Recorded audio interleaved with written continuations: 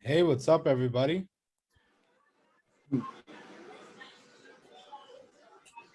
Hey, What's up? What's up? still going through some work emails right now. They're dragging it.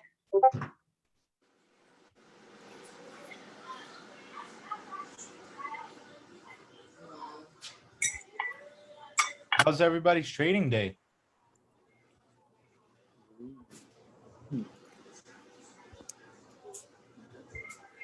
Not bad for me. I stuck to just 2 trades. I played Facebook and plug earlier.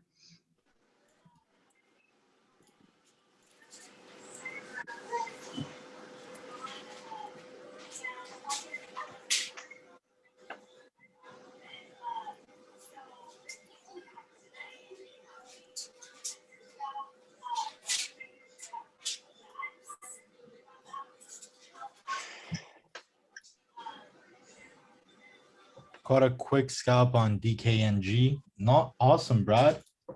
DKNG. Nice. She did have a couple of good plays today.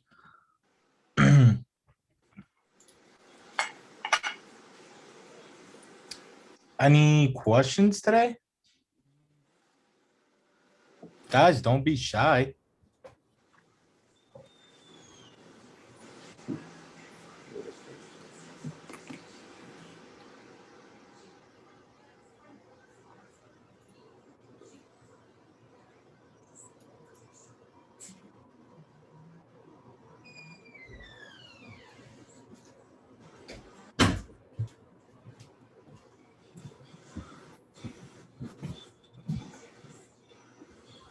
All right.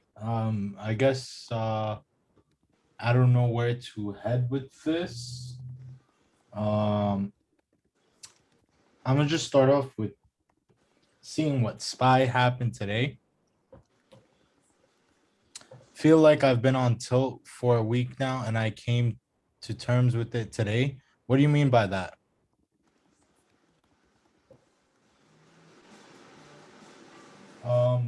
So today, before I did leave, I did say draw a level. Draw a level between 395 and 394.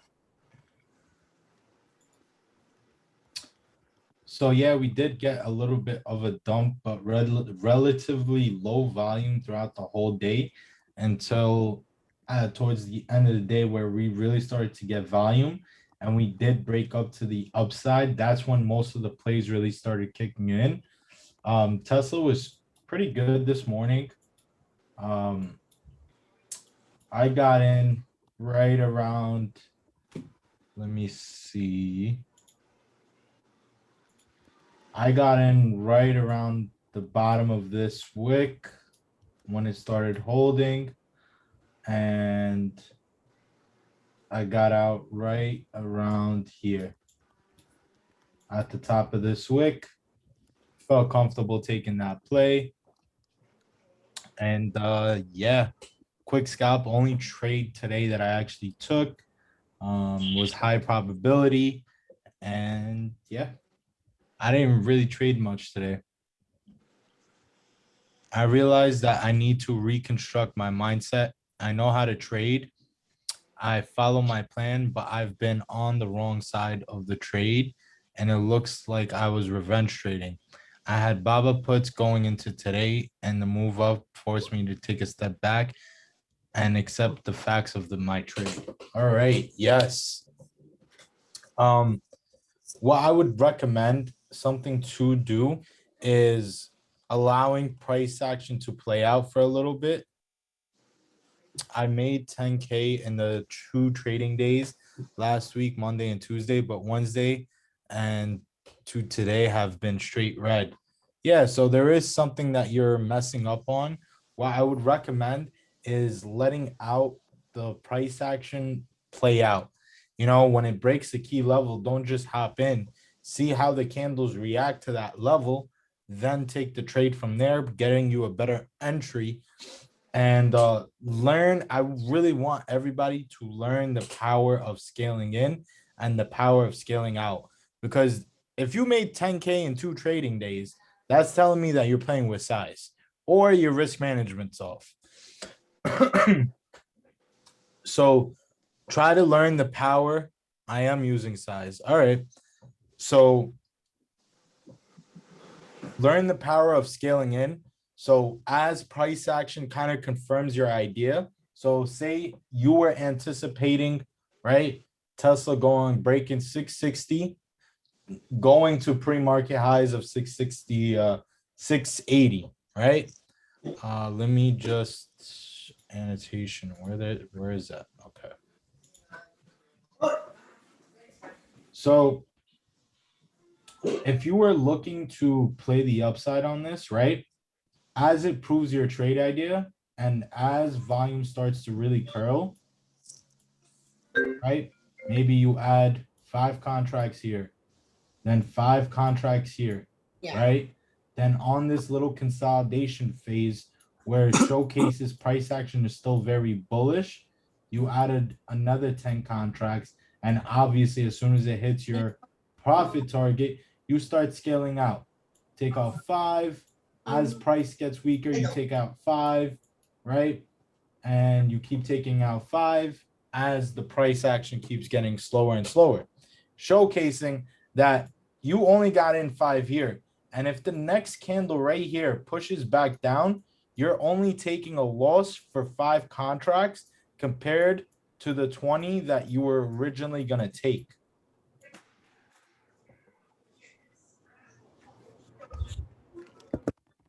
Yo, Tariq. I hope that kind of makes sense.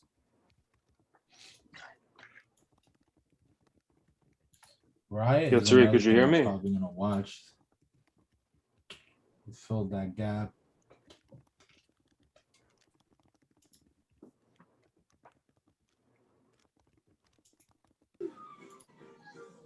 Any more questions, guys?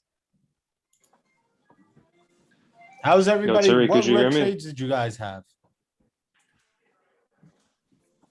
What? Someone was calling for you? Who? Do you hear us? I don't think he hears us. Oh, hold on. Yeah. Where? I don't. You don't hear us, do you? Something with his Zoom link. I don't think he's allowing the audience to hear the audio. No problem. I don't know. I don't hear him. Maybe his mic's off. Do you hear me? My mic, my Oh, shit. speaker's on. Everything's on. Hey, what's up? Now I hear you. Hello? Do you Yo, hear us? Tariq, do you hear me? Yeah, I hear you. I hear you. My man. What's up? How you doing, brother? Good. I had a quick question for you. What's up? This morning when you were on voice, going through the Tesla trade, Yeah. you were talking about, what you saw, how you were thinking. Could you like kind of go over that again? Okay. So what happened with Tesla was it made a pre-market low of 650, right? 650 right here. Then we kind of showed signs of weakness at the open. I'm so happy.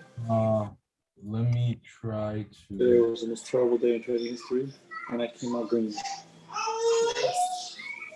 It's gonna be two for 28. 2,800. You lied. For real? All right. I'm sorry about that. Give me 1 second. All right.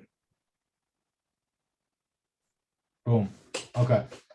So what happened here is the first 2 candles, right, on SPY were kind of looking very bearish.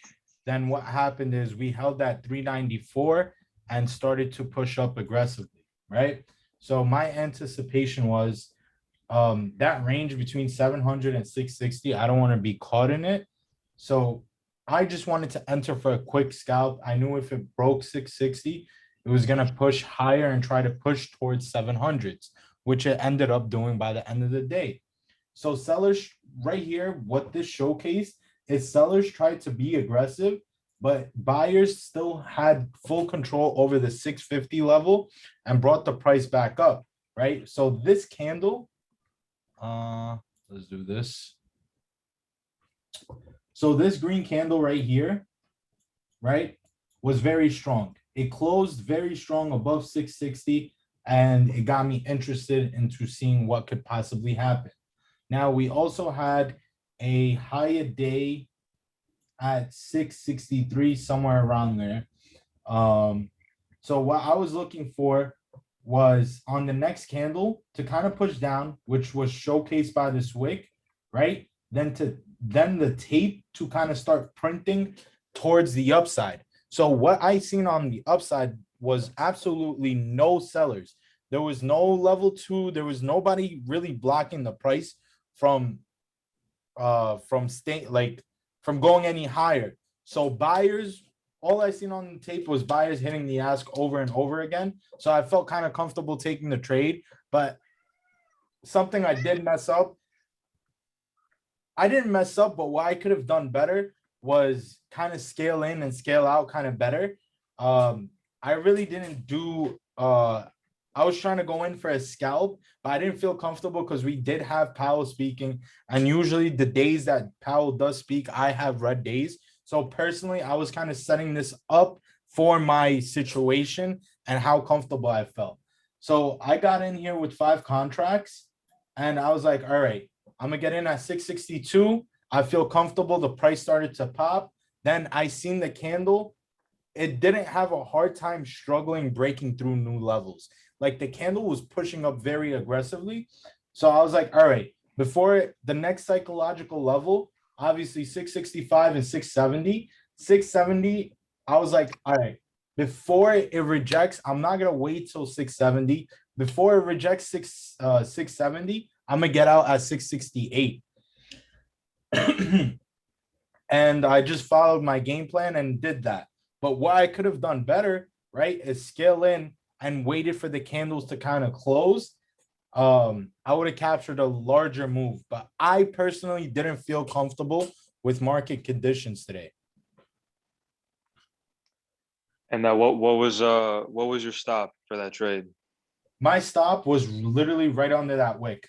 If it started to reverse and I seen level 2 and time and sales start printing and sellers really started to get aggressive, I was going to get out right probably like 558.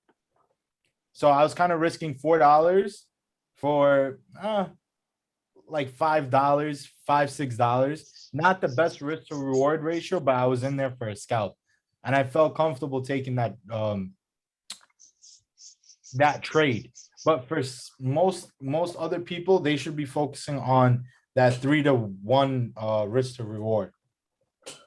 Right. Well, why was 668 your target? Why not 69 or 70? Because it could easily in 1 second. So what happens is once it reaches 670, right? In 1 second, it could reject and go back to 668, right? And when it does that, you could get a feeling of, fuck, man, I want to squeeze $2 more out of this stock, bro.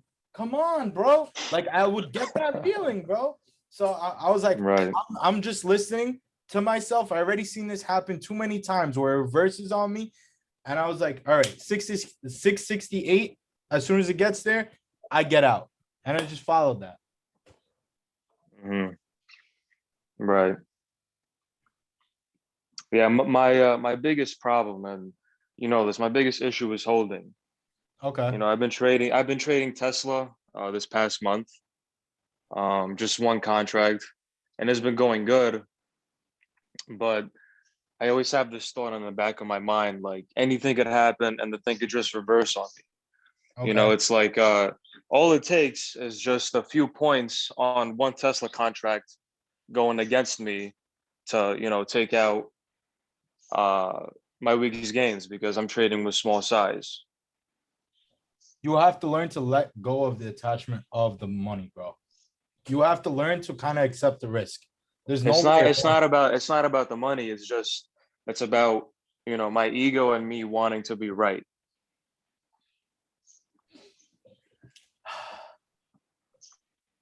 So You know what I'm saying? yeah, I could see where you're coming from, but try to take a look at it from, okay, if you focus on the trading process itself, you'll satisfy your ego. Focus on telling your ego that the results really don't matter, but focusing on the trading process, like actually looking at the charts, making sure your levels are correct, making sure that your risk management's on point, volumes there, like checking off that checklist. If you're very consistent with that, that will bring the results that you're looking for, that will satisfy the ego. Right.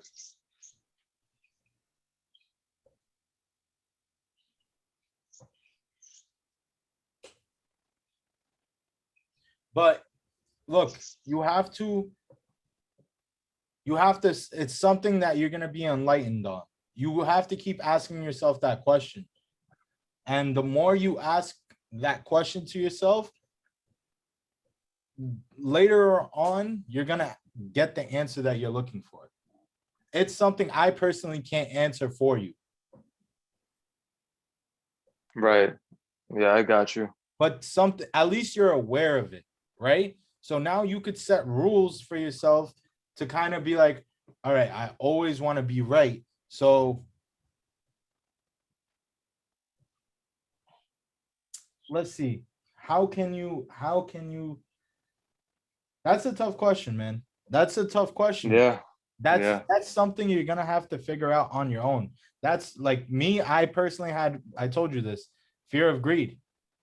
I would always like, yo, as soon as I made a couple of dollars, I would get out.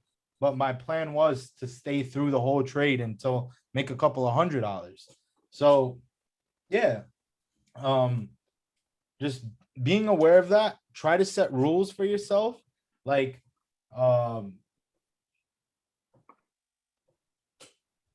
why do you always want to be right?